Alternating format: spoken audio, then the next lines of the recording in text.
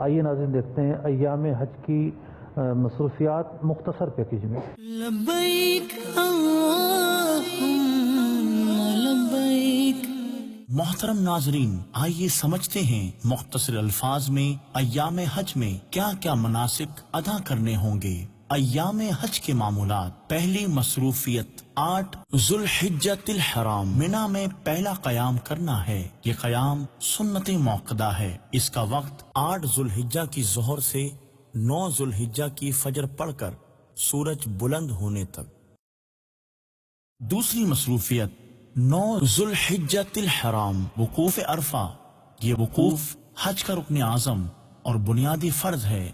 اس کا وقت 9 ذوالحجہ کے زوال کے بعد سے لے کر غروب ہو جانے تک واجب وقت ہے۔ غروب سے پہلے جانا جائز نہیں، البتہ پوری رات فجر کے وقت سے پہلے تک حالت احرام میں نیت حج کے ساتھ ایک لمحہ بھی عرفہ میں آنے والے کا فرض ادا ہو جائے گا۔ تیسری مصروفیت مزدلفہ میں رات کو رہنا۔ یہ سنت موقدہ ہے۔ عرفات سے واپسی کے بعد بعض اوقات تو رات کا کثیر حصہ ٹریفک جام میں مزدلفہ سے باہر ہی گزر جاتا ہے، لیکن جس سے جتنا ممکن ہو وہ مزدلفہ میں رات گزارنے کی سنت پر عمل کرے۔ چوتھی مصروفیت مغرب و عشاء مزدلفہ میں عشاء کے وقت میں پڑھنا۔ یہ حج کا واجب ہے۔ اسے جمع بین الصلاتین کہتے ہیں۔ آج کی نماز مغرب عرفات میں نہیں پڑھنی، نہ ہی مغرب کے وقت میں پڑھنی ہے، بلکہ عشاء کے وقت میں پڑھنی ہے۔ دونوں نمازوں کے درمیان سنت و نوافل نہ پڑھے۔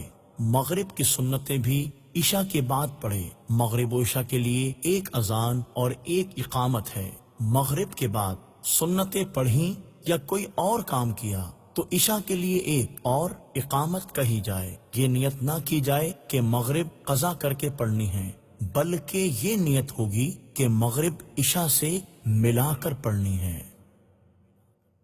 پانچویں مصروفیت 9 ذوالحجۃ الحرام کی شب وقوف مزدلفہ۔ یہ حج کے واجبات میں سے ایک واجب ہے۔ وقوف کا وقت فجر کا وقت شروع ہونے سے لے کر سورج طلوع ہونے تک ہے۔ کم از کم ایک لمحہ اس وقت میں مزدلفہ میں وقوف کرنا واجب ہے۔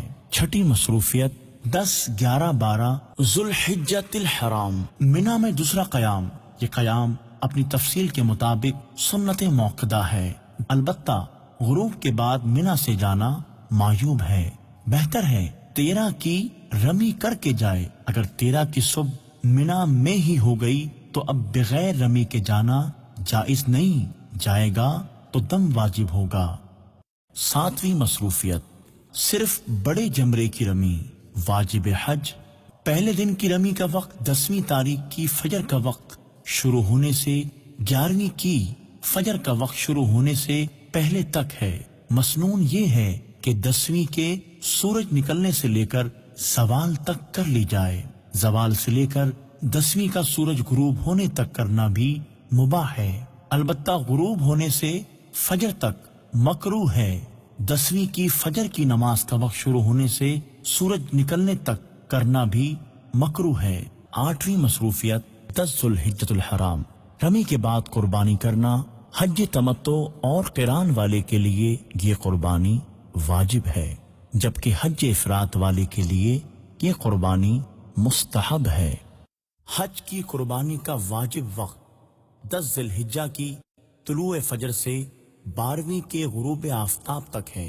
منا میں قربانی کرنا سنت ہے اور مسنون وقت 10 ذی الحجہ کی طلوع آفتاب کے بعد ہے۔